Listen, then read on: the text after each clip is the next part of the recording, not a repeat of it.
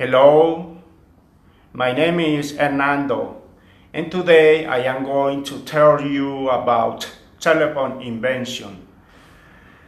So, what do you know about Alexander Graham Bell? What did he invent? Did he come from a big family? Read the article and find out. A dream come true. The young professor was working in his workshop in another street in Boston, not far from the School Square. It was a very hot afternoon in June, but the man did not notice. He was totally absorbed in his strange machine, which he had been working on for about 3 years. Suddenly he heard an almost inaudible sound, the first sound ever transmitted through a wire. The machine was the very first telephone, and the young man was Alexander Graham Bell. Although he was only 28 years old at that time, Alexander had been working in the fields of speech anatomy, electricity, and telegraphy for over 11 years. His grandfather had invented a system to help people with a speech problem.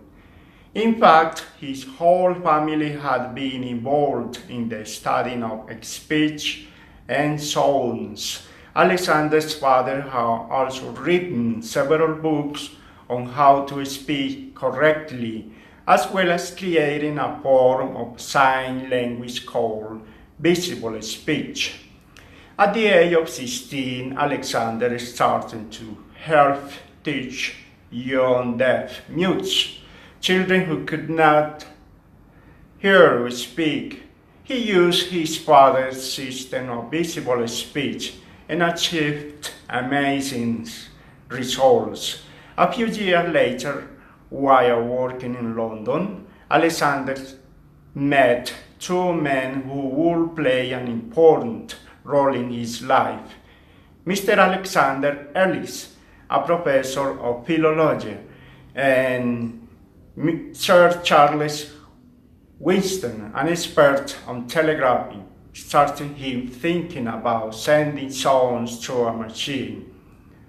Unfortunately, it was around this time that the fatal disease called the White Plague spread through Britain, and both Alexander's brothers died. As a result, Alexander and his parents left the country and moved to Canada. Alexander was teaching to a tribe of Mohawk Indians in a small Canadian town called Brantford when Boston Board of Education asked him to come and work in the USA's a new school for deaf mutes. Alexander was very happy to move to Boston and continue the work he had started in Britain.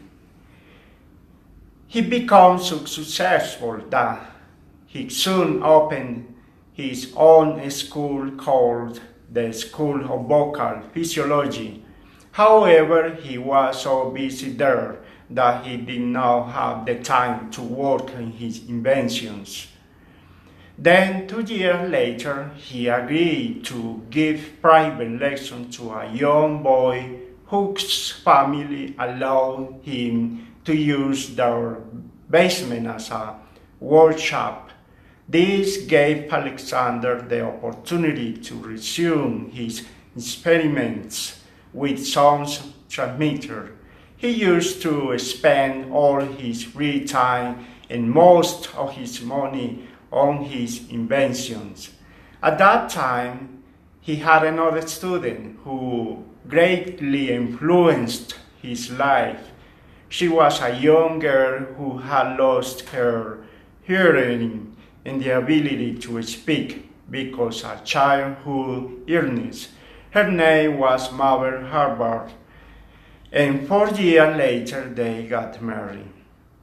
Although many people thought that the plan to invent a human voice transmitter was a waste of time, Alexander refused to give up his dream. He continued his experiments with sound vibration. He even copied the designs of human ear using iron rods and the electrical wire to produce the same effect. Alexander was spending so much time and energy on his invention. He did less and less work with his students and soon ran out of money. He was about to give up when he met a professor, John Henry, an expert on the telegraphy and electricity. Professor Henry realized immediately that Alexander had made an amazing discovery and encouraged him to continue with his experiment. In order to survive financially, Bell had to work on the musical telegraph, but he also continued working on his mechanical voice transmitter. On that summer afternoon, 1875, when Alexander heard the first sound transmitted over his machine, he realized that he had finally achieved his goal. Almost a year later, in March 1876, the first words were heard coming through a phone. On his 29th birthday, Alexander Graham Bell registered his invention with the patent office, and because they had never seen anything like this before, he registered his invention as an improvement in telegraphy. The name telephone came later. That is all.